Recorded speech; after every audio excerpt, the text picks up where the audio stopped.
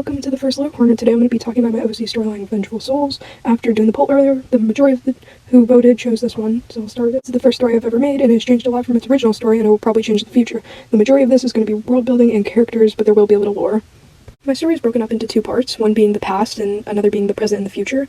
I chose to combine the present and the future because I'm lazy and also I like the number 2. The past basically holds the majority of my main villain story, and the present basically just continues off of that. If you've been watching my channel for a while now, you probably already know what part 1 is about, but I'm just going to go over it because I like talking about it and I think it's interesting. So if you want to skip it, I will put it on the screen on where you can skip to see part 2.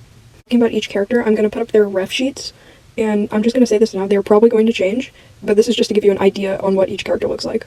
Now we're just going to talk about the main lore and world building of the, planet I made. This world was created by 3 different gods, one of them being the god of balance, the god of death, and the god of life. 3 siblings were the first living beings to be on the planet. They also created the planet as well. After creating the continents on the planet, they decided to rule over one of them, named Stonewall, which is where they raised other gods. After creating all the animals and other organisms that lived on the planet, they decided to make 3 species. They made the human race, they made nightlings, and they also made lightlings. Now at the moment, the human race was quite normal. They didn't have any animalistic features, nothing. They were just plain people. The nightlings and the lightlings are kind of elf-like creatures that help the gods and basically kind of just coexisted with everything. They didn't really do a lot, but they just existed. Back to the main gods. The 3 of them, Norkul, Agatha, and Ainara, they decided that they wanted to raise other gods in order to make sure that in case they died somehow, that they would be able to have heirs to help the planet. Agatha would help create 4 children, just with magic, one being Argo, Sasara, Nathalia, and Renalia, the twins. Now you may be asking, why did they need to have heirs if they were gods, meaning they were immortal? Now when I made them immortal, I only made them immortal by age. They cannot die from simply just being alive. The only way they can die is if their main magic source is basically destroyed. In all gods, their main magic source is stored inside of crystal. So the crystal is basically called a soul stone. If this soul stone is completely destroyed, like shattered completely, it instantly kills the god, no matter what. Now, the majority of soul stones are very, very hard to break. So they weren't exactly too worried about it. The only way it could be broken is either by poisoning or by using an enchanted weapon, which is very hard to find in this world since it's so early on in its life. I know that the gods and the humans have existed for a while now, like it's been maybe 100 or more years. The gods and the humans start having disagreements about a lot of things, mostly about boundaries and just power over land, but this will lead into a lot more problems in the future. The race didn't really like the idea of being controlled over a being that wasn't really themselves, so they started making rumors about them so that it would somehow just dismantle any trust between the 2 species. After the years of rumors against the gods started building up, one of the rulers from the human side actually was killed, and they were just blamed for the whole thing, even though they weren't even involved with it. This murder would actually cause the longest war in this story, and it literally is just the humans against the nightlings, lightlings, and the gods. Now, the nightlings and the lightlings would be hunted to extinction, basically. There's still a few of them in the present time, but it's very, very rare to see them. So at this point, it's literally just the gods versus the humans, since they can't really rely on any of their allies anymore because the ones that are still alive have just gone into hiding, like they're just by themselves. Why didn't the gods just get rid of the human race? I mean, if they can just make them easily with their magic, why didn't they just get rid of them? Well, Agathenia, the main ruler, has a very strong moral compass. She wanted to fix the war by simply just talking about it and making the misunderstanding just something that wasn't a big deal, even though it kind of was, and led to so many people dying. While the war was going on, all the children of Agathenia were being kind of just trained on what they were supposed to do as gods and just what to do, just in case if one of the guardians dies. Now, the children of the gods didn't exactly get along, especially Argo and Sasara, because it's oldest and youngest sibling type thing, and Sasara was kind of just a jerk to Argo, entire life. There was always a competition for who would be the best, for nearly all of them.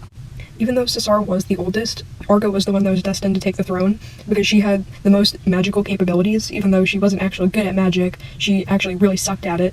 But they thought that maybe with enough practice she would be able to get good enough to become an actual ruler. Now, the war is almost ending at this point, and in an act to surprise the gods, one of them actually hunts down Agathenia and stabs her. Sadly, she does not survive this. She dies because her magical source was literally destroyed completely, and the next one to take the throne is Norkul, her older brother. Now, Norkul was very, very strict. He wanted order in the world. while he was ruling, he made sure Argo, Cesara, Nathalia, and Renelia, they were all strong-minded and worked just to be the best as they could, because he didn't want the same thing to happen to them that happened to Agathenia. Eventually they did sign a peace treaty with the humans, but there was still a lot of high tensions between the humans and the gods because of just everything that had happened in such a short time frame.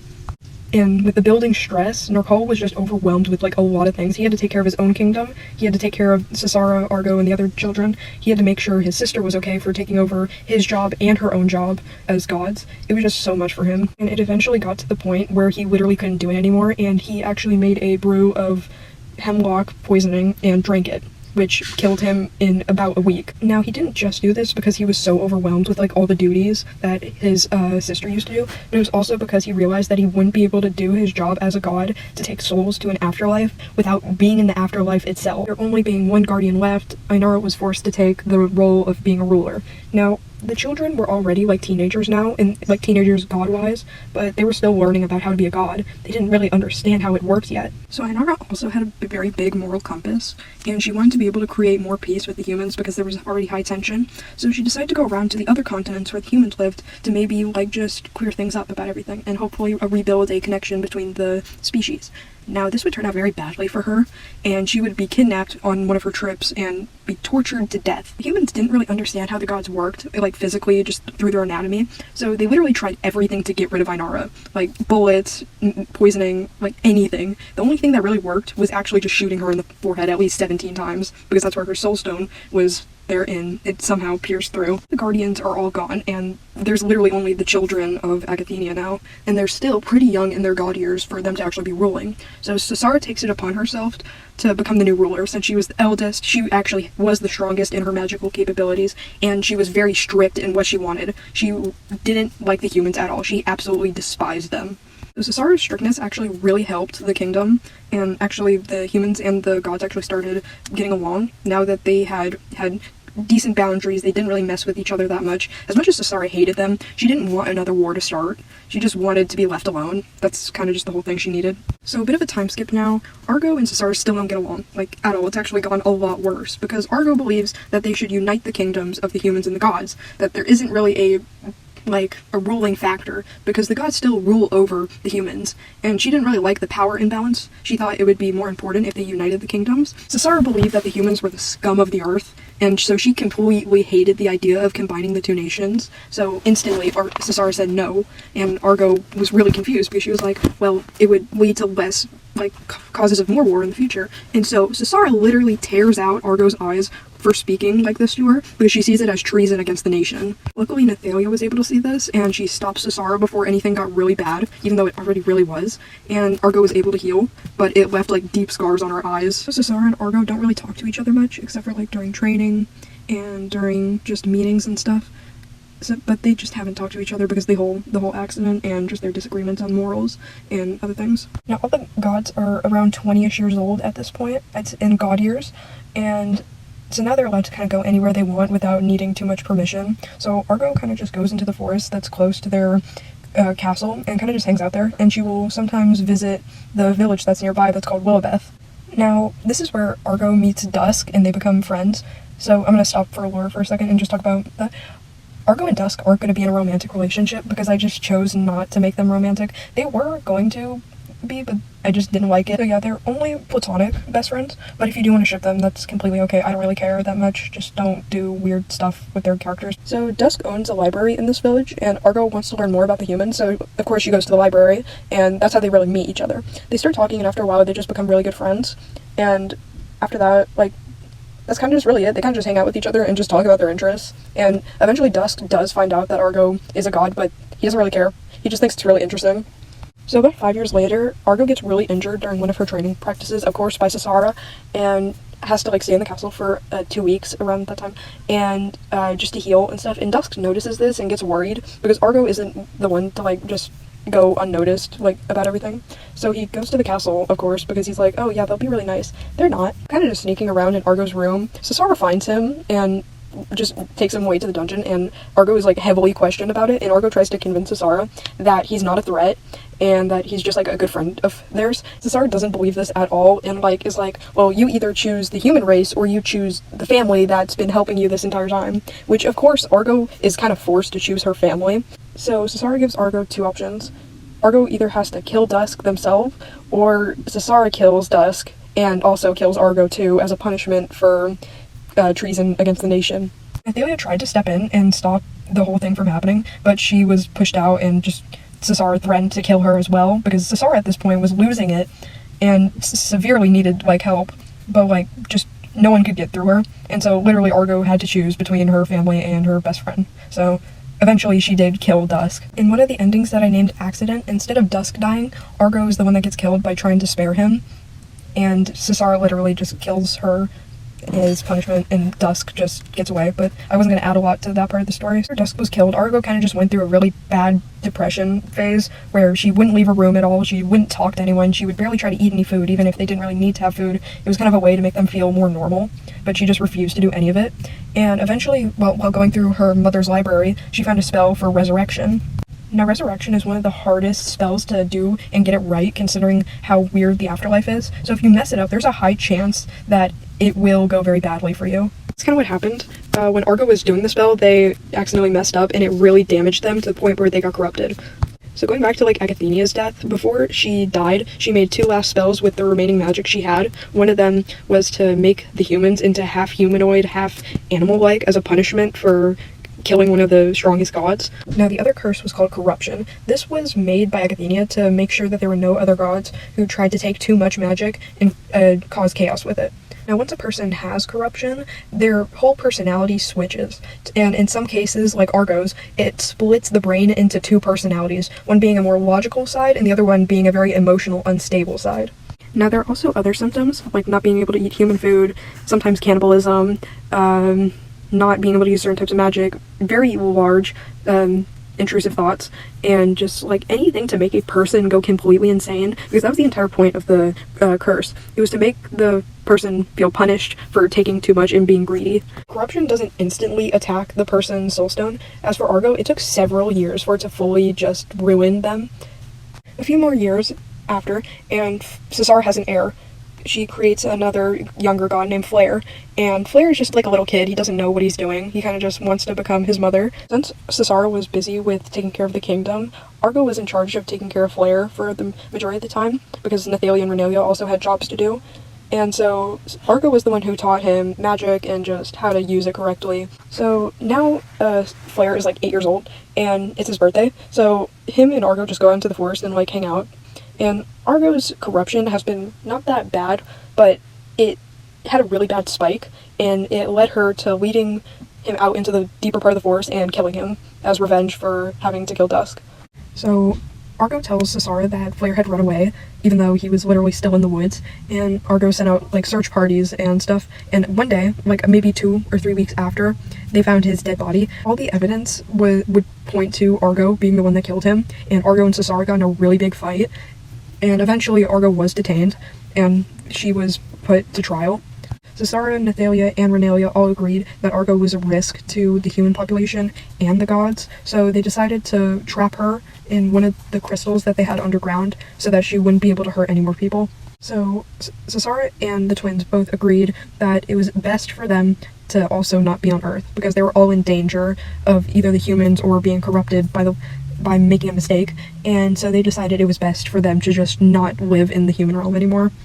So Argo will be trapped for several thousand years, and she won't be released until like the present lore time. That's really it for the past lore. I'm gonna go into the next part, which is the future and present times. Now we are in part 2, or the part where Biscuit and Shroom get involved. This was at least 2,000 years after Argo's imprisonment, so a lot of things have changed. The humans no longer are ruled under the gods, they rule themselves over the continents. The year is now 3038A, and there's been a lot of rule changes and cultural changes. Use a mixture of futuristic, present time, and some past time, like things in their world. Like they still sometimes use magic, but they also use a lot of futuristic weapons and transportation methods. I'm going to talk about Biscuit and Shroom's childhood for a little bit, high school life, and then we'll get into a little bit more lore. Biscuit was born in actually a very rich family. Her father was very rich, had a very wealthy family, and they lived really well. Only reason she did live like this, though, is because her parents were in a arranged marriage with each other. They didn't marry each other by choice. This led to a lot of arguments and bad relationships within this family. No one really got along. It wasn't functional. Biscuit's mom would get into alcoholism, which is another reason why I gave Biscuit her birthmark, was to represent the time whenever her mom started drinking. After years of Biscuit's mom and dad arguing all the time and just getting into so many fights with each other, they decided to get a divorce in order to keep a safe environment for Biscuit, Liam, and Rain. That wouldn't do anything, though, so they kind of just made more problems. While Biscuit, Rain, and Liam were at their mom's house, they found out that their dad's house got burned to the ground, and he didn't survive it and died in the hospital, so they had to permanently live with their mom. This led to so many more problems within the family, and it's where most of the abuse started to happen. And it got so bad that Liam ran away whenever he finally got out of high school and just never came back. After this happened, Lily decided to move to Hollowbone with Rain and Biscuit for more job opportunities, since the city there was a lot more just developed. This is where she meets Shroom again. Now I'm going to talk about Shroom's story, and then we'll go back to the high school.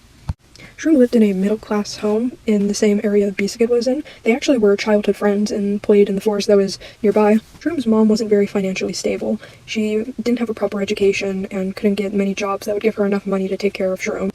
She didn't have a great education because she was stuck inside of a cult for the majority of her life, and the cult wouldn't really let her be educated farther than maybe a 9th grade level.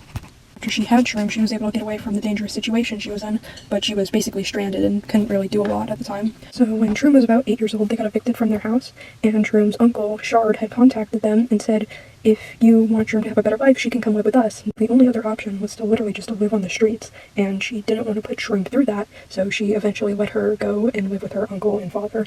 After moving to Hollowbone, where her uncle and father were, she lived in a church. This is where she started becoming a child of the Guardian, and this religion revolved around the 3 guardians, Narkal, Ainara, and Agathenia. They didn't really see the 4 children as gods. They considered them too rebellious and not really a deity. They mainly worshipped Narkal, the god of death. Now, in this religion, death is a very important part of their life. They see it as a very hierarchical thing, where the more people you bring into the religion and help to support it are more likely to get a higher place in heaven. Now, you may be asking, how is this a cult? This sounds extremely wholesome. The way that they get people into this cult is by sacrificing others. The more people you sacrifice, the higher up you'll get. That's why Shard is the priest, because he has killed a ton of people. Now, Shroom doesn't find out about the sacrifices until she accidentally stumbles upon one in one of the basements that they have, where they keep the majority of the bodies. Now, Shroom can go to the police because Shard was a very high and wealthy person in the community, and the more wealth and superiority that you have in any community in this world makes you, it gives you less accountability. There are many people in the story that get away with a lot of things simply because they are rich and can control people very easily. So Shroom starts to question her beliefs a little bit, and her and Shard get into a bit of an argument. I won't say how that argument ends because I want to make an animation for it, but it does end up in Shroom having a bit of a crash out, so that's all you're getting. So now we're going to talk about high school life for Shroom and Biscuit. Biscuit moves back into Stonewall in her sophomore year, so that's whenever they first meet, and they start dating around their junior year, and that's where a lot of the lore starts to kick in, especially Shroom and her religious stuff, and Biscuit with family and some other stuff that I'm going to explain. So before Iris died, he didn't put Lily in the will at all because he did not want any of his money going to the person who was abusing Biscuit, Rain, and Liam. Although Lily is more financially stable now, she wants more money. She wants to be filthy rich. So she does the most normal thing you could ever do in this world. Sell your daughter. Yeah, so Biscuit gets put into an arranged marriage with a royal from Stonewall, where the gods used to live. He doesn't know about this arranged marriage until after Shroom finally gets out of the cult, which I won't really explain too much because I want to make animations about it, considering there's multiple endings to this part. This prince is Prince Alexander, and he is not the best person, I'm going to be honest. I hate his character. He is going to be a semi-main antagonist for the majority of the story, and he's just kind of a horrible person. So how does Argo come back into this? So after Argo was entrapped, they found out where she was hidden. When I mean they, I mean Alexander's father. Once they finally find a way to free Argo, they decide to make a deal with each other. As long as Argo agrees to help with the project they are doing, she is free to do basically whatever she wants without being able to kill anyone. Lewis and Alexander's family is also a part of the Children of the Guardians, and they want to spread their religion and their control all across all the continents. Argo doesn't really care about this plan. She's more of using it to manipulate them into letting her do whatever she wants so that she can stay free and not be trapped forever. Argo's main goal in this story is to find the Book of Agathenia, which was a book that Agathenia wrote with every spell possible. It was also the book that she used to try to get Dusk back, but now that book has gone missing, and she's trying to find it in order to get rid of all of humanity. People think this book is stuck in a scientific facility or back in the Stonewall Library, but no one has been able to find it yet. But we'll see later in the lore where it actually is found. That's all the lore I want to go over right now because I still want to make like animations and reveal lore through just art and animations right now, but I will explain a couple of the endings, which are the ones that I've already shown, like Hysteria and Mother Like Daughter, but I also want to talk about one that I haven't really been able to show. The Mother Like Daughter ending is where we see Shroom shoot Biscuit because they get into an argument. So this ending happens because Biscuit starts to become like her mom if she doesn't start to realize her problems. In this ending, Biscuit smokes, she starts drinking, she disbands the band she was in, she basically starts to destroy her life because she can't learn to cope with everything. She also starts being rude to her younger brother and Shroom, and she just gets aggressive with everyone. She literally turns into her own mother, and it gets to the point where Shroom's like, you need to stop, and they get into a huge fight with each other, and it just ends up with Shroom shooting Biscuit. This ending, Shroom was being manipulated into actually killing Biscuit already. Shard was trying to get her to sacrifice Biscuit for the cult, and the pressure just got too much, and she lost it and basically killed. This also kind of represents how she started becoming her mother. Shroom was fully in the cult now, and she was stuck in it. She couldn't do anything, and that's how Mother Like Daughter ends. She gets stuck in the cult and just can't get out. Biscuit does get sacrificed, so that's fun. In the Hysteria ending, it's similar to Mother Like Daughter, but also very different. So in this ending, Biscuit goes missing from unknown causes. They never really find out where she went, and she is presumed to be dead. Shroom doesn't handle this very well. Biscuit has been the only friend for her in like several years. She is the only one that's been supporting her in everything that she's going through right now, and it makes her realize how stuck she actually was. She was not getting out of this cult anytime soon with how much Shard had manipulated her. And if you've watched the angst video that I had made before, you probably understand what happened. So in this ending, called Accident, it actually changes the entire story just from one singular choice. So when Argo was being forced to kill Dusk, she had a choice to say no, to refuse to kill Dusk. And in that moment, whenever she does do this, Cesara decides to kill her. This one, like, little instant actually changes the entire story. Like, Biscuit's mom is actually nice. There's no arranged marriage. Biscuit's dad doesn't die. Shroom doesn't get caught in a cult. It's just kind of like a joke ending. Like, Argo's one decision leads to the world actually being good again. I think that's really all I needed to talk about. If you guys have, like, any questions about lore, I will happily answer them. I love talking about it. It's so fun. Hopefully I won't hold off for 4 months on the one for Silent Suns, which I will try to post soon as possible. But I think that's all for now. I hope I'm not missing anything, but if I am, I will just like put it in the comments so you guys can read it. But thank you so much for watching. This is taking a long ass time, so I appreciate you watching it all. I will see you guys later. Bye! What? They decide to get a divorce. My dog just barked, oh my god. Even with the amount of training. Now, since Sarah was busy working on the kingdom still, she hired Now, Cesar's strictness actually now, when in the end, oh my god, what the heck?